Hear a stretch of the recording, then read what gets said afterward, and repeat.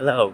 It's the start of the second vlog for the OWLS Readathon. It's week 2 now. My dad is actually inflating the pool, so she's gonna be going right in there. Are you excited? Yep. We need to put sunblock on. Yeah. What is it though? Where'd you get it from? Oh, I made it. Stop doing that before your lip gets stuck. Oh my gosh. Can't see because I don't have my glasses on. But we're gonna have a barbecue. We're gonna play in the pool. Run around the sprinklers. Eat some salsa. What else are we doing? I did finish the BFG by Roald Dahl, so I'll let y'all know what I think about it whenever I get a chance.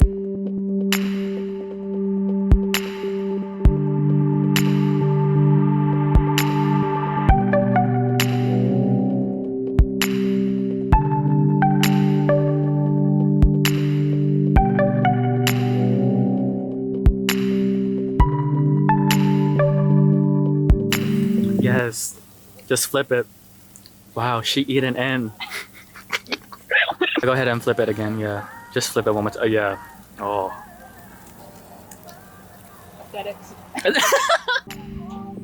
Wow, we're taking photos. This is pretty. Hold on, wait, one more. Let me take some more photos, okay? All right, y'all, so let me talk about the BFG by Roald Dahl before I go take a shower and whatnot. So the next book that I am gonna read after this is The Pearl by John Steinbeck, the BFG. This was really interesting. I actually haven't read a lot of Roald Dahl's work. I know of him and I know of his stories. Like, I have watched like James and the Giant Peach, Matilda, the movie I really did enjoy, that type of situation. Now, before I talk about this book, I do know a little bit about Dahl's not so nice things, but I think this is one of those instances where I can really separate the artist and the art, but also at the same time it's kind of hard to. Last year I read a biography of Dr. Seuss, and I learned a lot about that, just because it wasn't the nicest. I just realized, like, I was like, oh, Dr. Seuss is not a nice person. Like, as a person, he wasn't that nice. I mean, he literally was having an affair while his wife was literally dying from cancer. So yeah, so I am going to separate that in that regard, but it's a little bit hard to. Now, this is about Sophie, who basically all of a sudden gets whisked away to like the land of the giants by the BFG, the Big Friendly Giant. This reading middle grade is always like a tricky thing because it reminds me that a lot of these, like, theme-wise, it's very dark. And there's some moments in here that gave me pause. One thing that I did really enjoy is the use of language. I love that type of stuff. Like, the language is very fast and it makes up its own words. Like the BFG makes up its own words, and I thought that was like really interesting because it's like really fun. Now, the darker themes I did enjoy, just because that's just like, I really do enjoy that type of stuff. But there are some parts in here that was like, it gave me pause. Like, there's a part in here, I don't know if I'm spoiling it or not, but there's a part in here where the Queen of England telephones the Sultan of Baghdad. And then it says, "Listen, Sultan," the Queen said, "did anything unpleasant happen in your city 3 nights ago?" "Every night unpleasant things are happening in Baghdad," the Sultan said. "We are chopping off people's heads like they are chopping parsley." Bruh. Bruh. A fight would be like a push and pull, because I'm always thinking, like, would I have enjoyed this as a kid? Yes, I would have enjoyed this as a kid. I mean, like, the fun adventure aspect of it. The illustrations, now this edition is illustrated by Quentin Blake, and I really did enjoy the illustration. I thought they were like really cool. It has this like scrabbly type of look to it. I really did enjoy. Hello. Oh my gosh. Okay, wrong. I was gonna put it up here on the shelf, but I think it's too high. Michelle, you evoked him. I'm cooking egg rolls because she wanted egg rolls. Cooking up a mean egg roll, okay? Now I'm shallow frying it versus like deep frying it just because. But yeah. Lumpia. That's the proper term for it, lumpia. Hello, I'm like hunting down, but I'm gonna try to finish. We're outside and we saw like a random dog over here, so I'm gonna try to finish The Pearl by John Steinbeck. I only have, well, I just started this last night because I'm kind of behind on the reading, but it's okay. So I'm gonna try to finish this by today for sure. And that's about it. It's a nice day today. It's actually like a little bit chilly, but that's about it.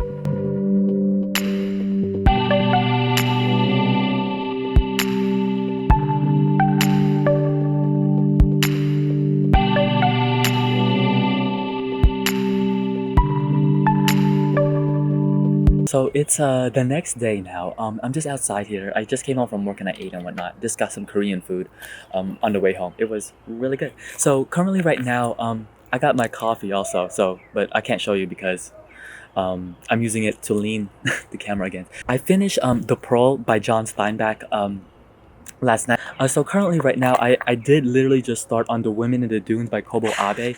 This edition is translated by Edale Saunders. Now I also didn't know, but there are drawings by Machi Abe on here. And I say that because, you know, as if you saw like a little bit earlier, I was like, oh, this is a really cool drawing. Well, like actually in the book there are several drawings. It's really cool. Like look at this one right here. Now I literally just started on here. Like when I say I literally just started on, I'm only on the second chapter. And it has this like picture of an entomologist. Is that what it is? Yeah. Oh, entomologist, because I always get that confused with entomology, which I think is the study of words. I get those confused. The first few chapters, they're talking about like capturing bugs and whatnot. So I have a little short story here for y'all. I took a class. It was an entomology class, and we actually had to capture bugs and like identify like the genus, species, the class, all of that stuff.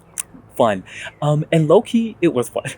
It felt like catching Pokemon. Like I had to go to there's like a nature reserve. There's like a little study research area over here where there's like a whole bunch of bugs near this like lake, like a meadow. It is so fun. The class provided you with like nets and stuff, and then like with the jars, and like you had to put the bugs in there and like pin it, and it was so cool. It was such a fun class. It was kind of scary because there were some bugs I was like, oh, this is kind of dangerous. I did get into roughly about 54 pages of The Woman in the Dunes by Kobo Abe. Reading this for tonight, and I'm hoping to actually finish it by tonight because it is incredibly like a fast read in the sense that the font is really big and the story is like progressing along. The thing though is I still don't know what it's really about. Let me tell y'all my thoughts on The Pearl by John Steinbeck. This is a really short novella essentially, and this is really interesting. Now with my history with John Steinbeck, I've never actually even read his Grapes of Wrath because that's his most like his that's what the canon considers the masterpiece. But I haven't read that. The only one I've ever read of his work is Of Mice and Men, and I do remember reading that in high school, and I did remember enjoying it. So with this, I didn't like. This is one of those books where, now on Goodreads I gave it 2 stars. It's not that I didn't like it. But it's not that I didn't hate it. This is about Juan, who his wife Kino and their son Coyotito.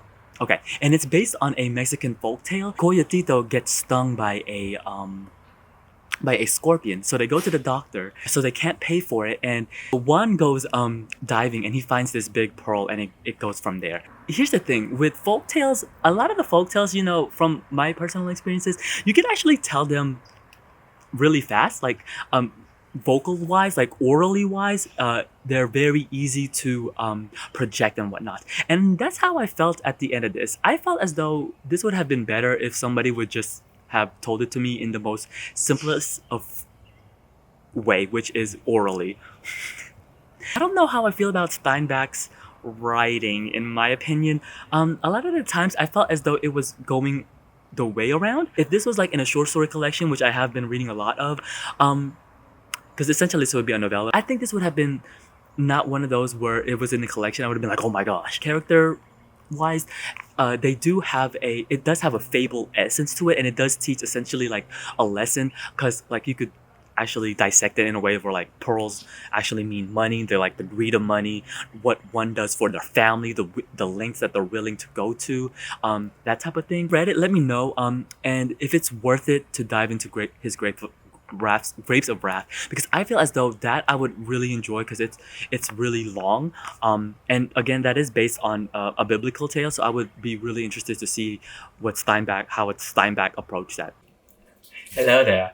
Hey y'all. Okay, so it's Easter Sunday today, and you know, even though we're not going anywhere, I thought I would like at least look a little bit of the part. So I'm gonna cook lunch/dinner because it's kind of late right now. All right, so we have the ham, then the croissants, and then I made a whole bunch of sides. There's potato gil. I don't know what the proper name for it. It's sliced potatoes, carrots, and asparagus. Yay!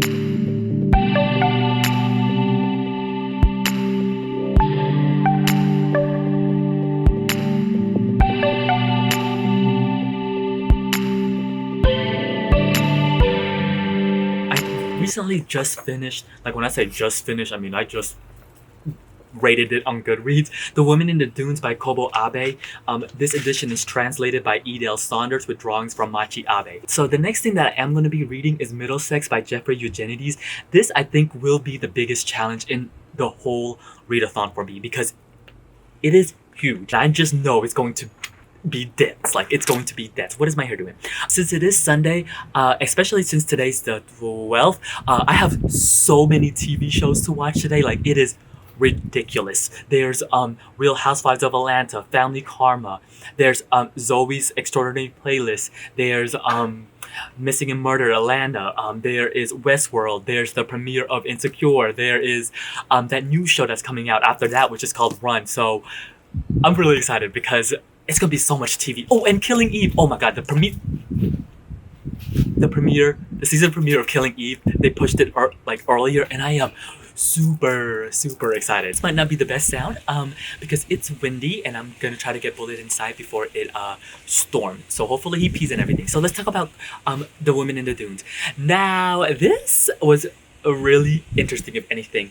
I have never read anything by Abe before. I went into this blindly, and if you notice in my last clip when I talk about this book, I said I didn't really know what's going on, but after that, after I read some more at night, I was like, what is this about? And I was like, whoa, this is what this is about. And it was genuinely surprising. And this is about the entomologist, Junpei, that's his last name, which is really weird. And I'll talk about that in a few minutes. And he basically he's looking for a new species of beetle, and he comes across this town in the sand. And what does he meet there? A lady in the dunes, a woman in the dunes. So, long story short, he basically gets trapped with the women in the dune.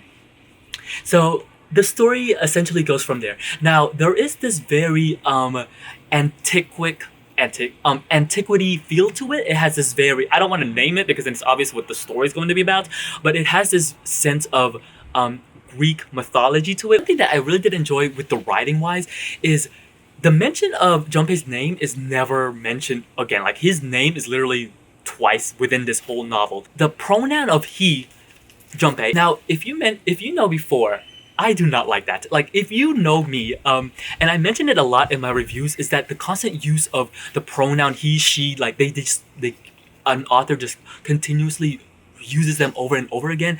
It makes the writing feel so, but here I was genuinely surprised. I think that's the best thing about this, is that while Abe, well, the translator, which does a good job, constantly uses the pronoun he, it never feels repetitive, which is mind-boggling. It's like the subject and the verb. There's this constant playing around with the sentence structure, with the form sometimes, because it's kind of having this flashback moment to it too. So I thought that was really interesting. This is also very Japanesey in my personal experience of the Japanese literature and stories that I have experienced. It has this very Japanese vibe to it. The more I read into it, I would never classify, well, magical realism, and to me, as I know more about it, is more particular to Latinx authors, and I feel as though the Japanese handles magical real, I'm putting that in quotes, okay, magical realism with their own stamp into it. They have this very, especially like in anime, they have their very own like je ne sais quoi about how they handle magical themes and like the feeling of magical realism, like the feeling of it versus like what it is. And here it is very similar. The writing projects this feeling of like uncertainty, of this airiness, of something otherworldly, especially the villagers, like that has this otherworldly sense to it. But I think there is this point, and one thing that I also did enjoy about this is that the feeling of like being in there when Junpei is with the woman, like the feeling of being in that house, it starts to feel like I praise that but I also, as a reader, and I don't know if it's like me wanting like more, was just that at some points of this I was just like, okay, we can kind of push this along, and it has that feeling of that Greek mythology story that I'm mentioning, but it was like a push and pull with me. The ending was genuinely surprising because it kind of leads back into it. I find that a lot of Japanese, I think this is like, I should probably talk more about this. I find that a lot of Japanese stories love doing this. Even in anime, and even in like their stories in general, they love to tell you the ending in the beginning and how we get to that, which is really interesting. I think that's a whole other subject that I should probably approach, because a lot of Japanese stories, not even just in book form, but like in mangas, in anime, in their movies, they love that structure. And I don't know, it sometimes for me is like a little bit, it takes away the element of surprise, but in some stories, I'm not gonna lie, it's like genuinely like wow. So yes, overall I did enjoy it, and I did like it. So yes, I'm gonna go watch my TV show now. I'm super excited, and I'm gonna eat and do all of that jazz. So I'll see y'all tomorrow.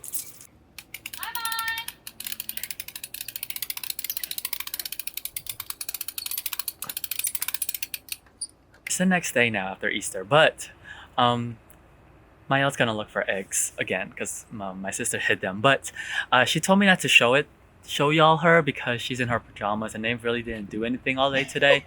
So there's that. I Well, just you got me might some as well now. Hell. Why are you cursing?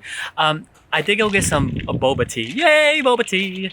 And I'm gonna try to read later. This is the big boy for this week. I have to finish this by Wednesday if I want to kind of keep some sort of schedule, to give y'all a little bit of like the behind the scenes, so that way you'll know this week.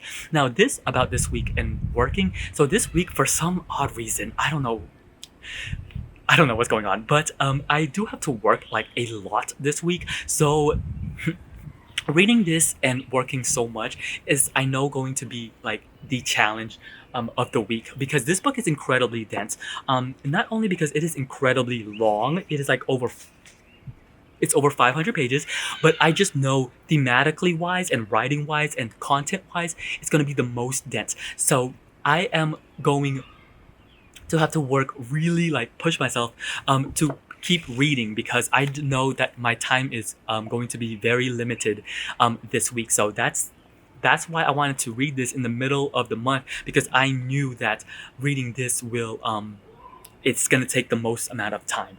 All right, y'all. So I wanted to make this my goodbye clip, just because I want to make sure I upload this video on time, and the editing, I have to put the final touches, and then these videos, in case y'all don't know, do take a while to upload since they're really huge. So I did start on this last night. Yeah, according to the Bookly app, it's gonna take me roughly about 12 hours, 11 hours or some change, but 12 hours to read this. Like, I don't want y'all to think like it's a thing to like make myself read.